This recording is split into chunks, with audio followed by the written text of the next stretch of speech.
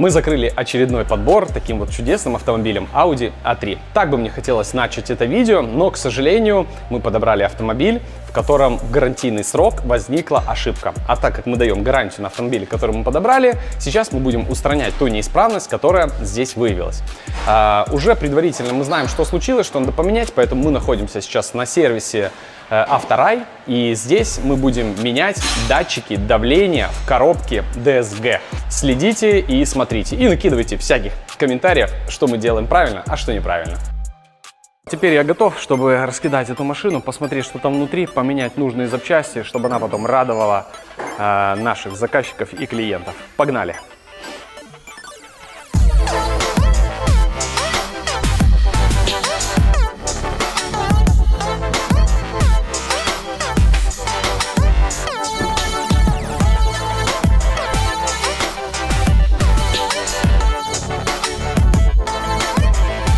Все, образ Марио меня утомил.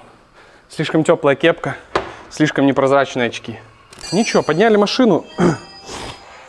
Начнем с разбора по верхней части. Нам надо снять корпус фильтра, площадку под аккумулятор, чтобы было доступно нам к картеру коробки. Естественно, потом его раскручиваем, достанем мехатроник и поменяем вот эти вот штуковины. Посмотрите, какая красота. Вот эти вот датчики — вина всей проблемы. Виновники проблемы. Поэтому этих вот виновников проблемы надо заменить, чтобы у нас все четко работало. Ух ты! Ух ты!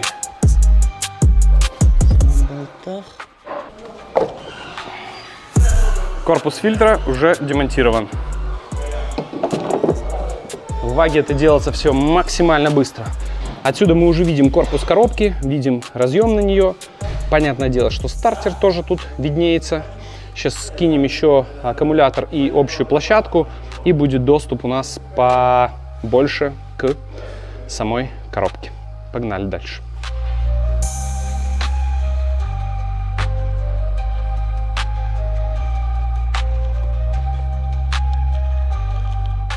Так, промежуточный результат у нас. Мы уже сняли площадку для аккумулятора, сняли корпус фильтра, все прилегающие патрубки, хомутики, разъем с DSG-шки уже сняли, разъем питания на стартер, точнее управления, сняли. Сейчас вот скидываем еще массу, потому что она нам будет тоже мешать. Чем больше мы освободим свободного места, тем нам удобнее будет снять поддон, ничего не задевая. Уже понятно, что надо будет сдергивать патрубок на интеркулер, сливать антифриз, потому что если сам поддон еще нам хватит достать расстояние, то мехатроник, он чуть-чуть побольше. Поэтому поддон мы снимем, а вот когда будем снимать уже мехатроник, мы упремся во все вот эти вот вещи с охлаждением и не сможем его достать. Поэтому крутим дальше. На самом деле болтов у нас на 12 почти нету, поэтому надо у нас головка на 13, на 10. И по факту вот мы реально тут половину всего сняли, а нам надо только головка на 10, на 13. Надо быть аккуратными со всеми разъемами. Пожалуйста, не ломайте их отвертками, не знаю, какими-то плоскогубцами. Там почти все можно снять обычными, вручную. Либо там маленькой отверточкой где-то поддевать разъемчики аккуратно. Вот, даже у меня такой пример был. У меня был Golf GTI. И представляете, разъем на дроссельную заслонку. Просто сломали сам разъем, фиксатор. И у меня, когда ездишь по городу, обычно проблем нету. Но как только ты ему даешь нормально под хвост, от вибрации мотора, от всего, разъем просто сваливался, и машина переставала реагировать на газ. Естественно, ошибка по дроссельной заслонке. Просто подходишь, разъем дальше дощелкиваешь. Потом, естественно, пришлось это замотать еще и хомутом. Но я, как четкий владелец Вага, купил себе новый разъем, перепиновал его, и потом он четко защелкивался, и проблем уже не возникало. Сейчас снимаем различные кронштейны, на которых аккуратно проложена проводка, трубки Многие этим пренебрегают при восстановлении автомобилей, к примеру, с Америки. И вот так вот все накидали, все потом перетирается. Поэтому американские битки вот имеют такой специфичный нюанс. Когда вроде бы машина классная, с небольшим пробегом, но потом начинаются какие-то такие проблемы, которых, в принципе, в автомобилях с маленьким пробегом и быть не может.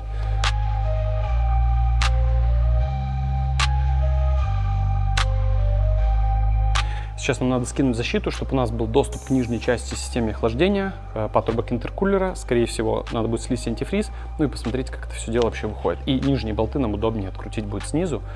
Хотя можно и сверху открутить, просто будет неудобно, потому что мы их не будем видеть. Опа.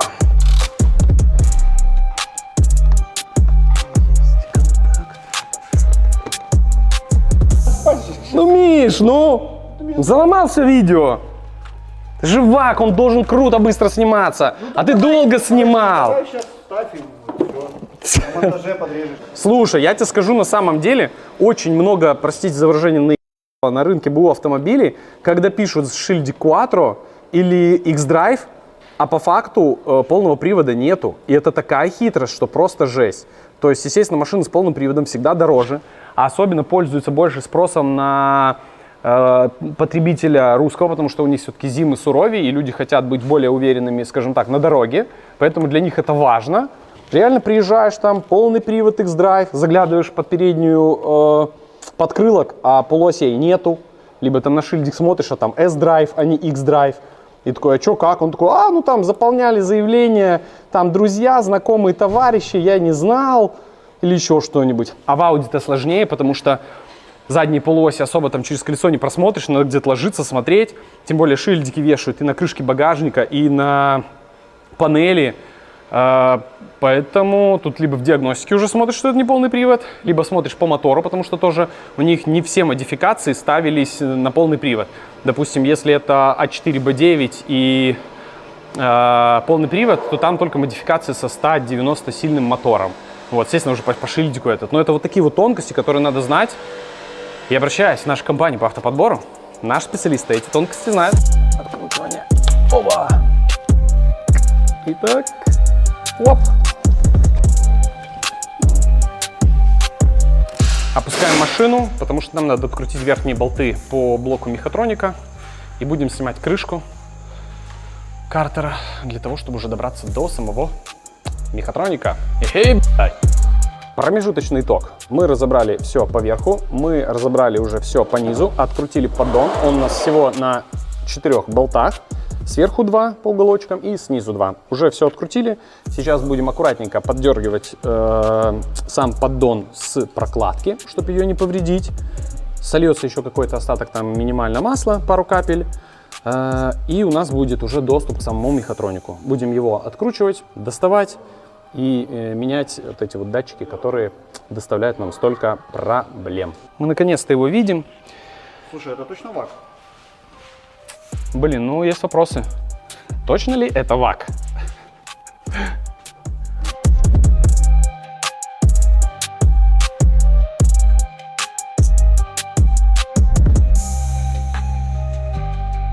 Открутили все болты по мехатронику. Снизу один болтик оставил для того, чтобы он там не вывалился. Сейчас пытаемся снять, смотрим, что-то держит.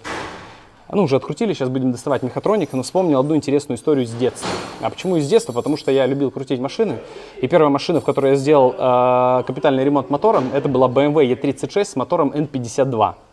Так вот, там была история, ну, естественно, опыта кручения таких моторов не было. Вроде все открутили, и осталась буквально одна планка на маленьких болтиках, которая держала цепь. Ну, в общем-то, не представлялось, что она будет держать целую ГБЦ и будет там длиннющий, потому что маленький болт там, по-моему, на 8 был.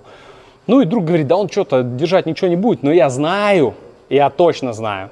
Потому что я у бати пару раз в гараже мы срывали ГБЦ, их надо нормально так постучать, потому что они прикипают, там просто жесть. Я говорю, ну раз прикипают, давай попробуем сдвинуть. А у меня кореш такой здоровый парень был. Мы там взяли какую-то деревяшку, подложили, а ну башка-то в М52 большая. Он взял огромный такой топор был у меня в гараже и просто со всей дури хреначил по этой деревяшке. Ну, в итоге треснула деревяшка, но вместе с ней еще и треснула часть ГБЦ. Вот прям реально откололась.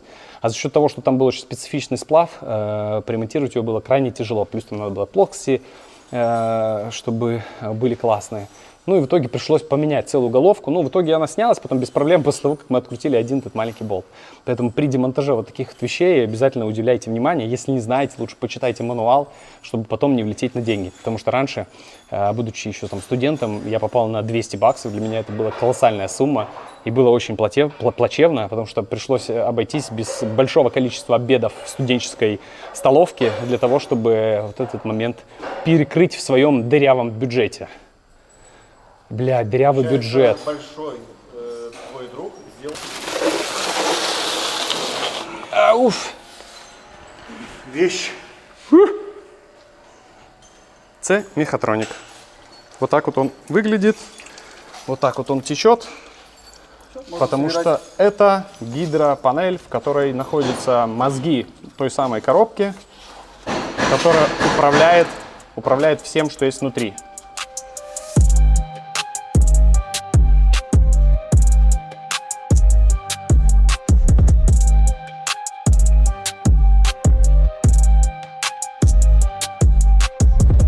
Вот эти вот датчики, которые прикрыты у нас за панелью, виновники нашей проблемы.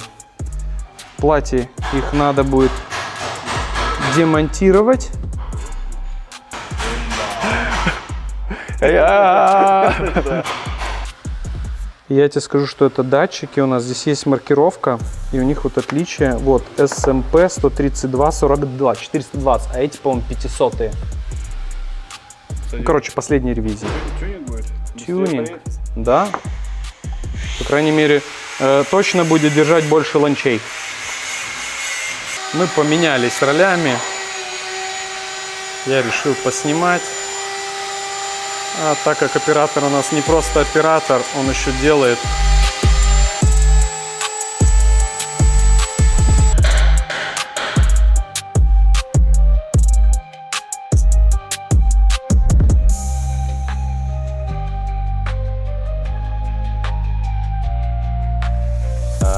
Припаиваем новые датчики. Сейчас будет классный результат. Я уверен на 100%. Но так как паять у меня слишком сильно трясутся руки, есть человек... Алкоголик? Нет. А я да. Есть профессиональный... Я в резонанс просто вхожу, и все в порядке. Есть профессиональный алкоголик, который с четкой частотой дрожания рук. Вернее, не резонанс, а с точки зрения физики это называется когерентность. Это когда волны накладываются. Да. Да, на самом деле любой владелец ВАГа имеет такую коробку, и столкнувшись с такой проблемой, по факту самостоятельно, обладая хотя бы пониманием того, что он делает, и небольшим набором инструмента сможет себе устранить достаточно серьезную проблему. Потому что если обращаться в профильные сервисы, а если в ваших городах, к примеру, его нету, то вообще надо куда-то везти машину на эвакуаторе и заморачиваться. То есть это все можно сделать самому в гараже с... Держи мне вот этот датчик правый. Снизу? Снизу, да, прижми вверх.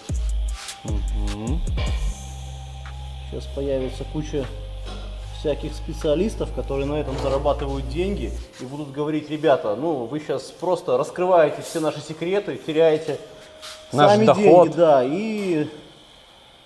Да, учитывая, что это мы делаем в рамках нашей гарантии, абсолютно бесплатно для клиента. И напились. А тут было бы, 600. В смысле давай. бесплатно? Я что, сюда просто так ехал? Подожди, фанты полбутылки. Спасибо. Классно, когда есть инициативные ребята в твоем городе, готовые разобрать коробку, что-то припаять. Саня, мы же договаривались. Наебали, расходимся, блядь.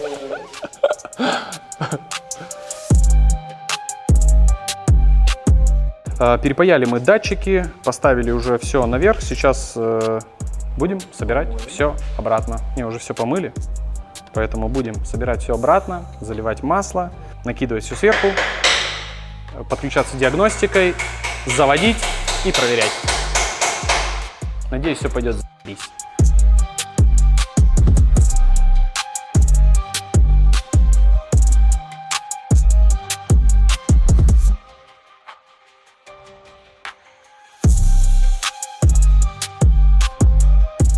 Все, мы собрали. Все у нас четко, красиво. Сейчас будем устанавливать обратно в коробку. Проверять, собирать, заливать масло, заводить. Погнали дальше.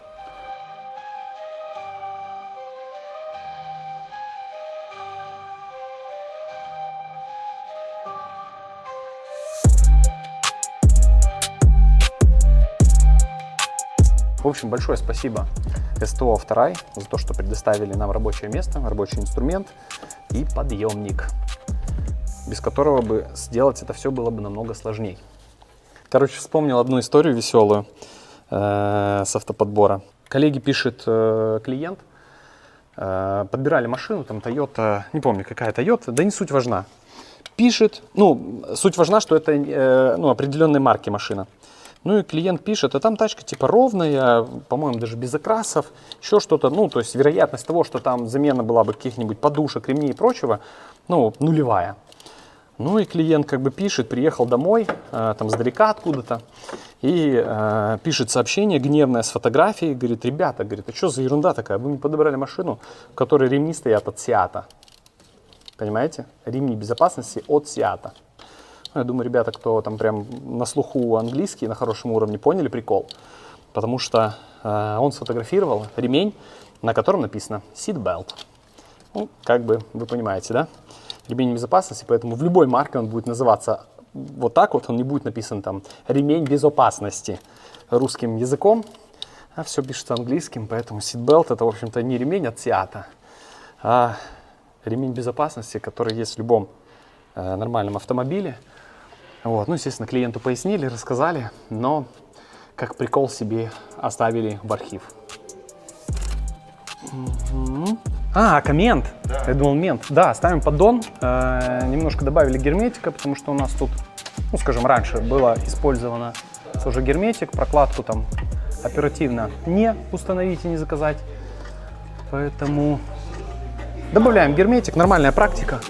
Сегодня были произведены легкие конструктивные изменения методом бордюра, возможно. Да, мне тоже надо, кстати.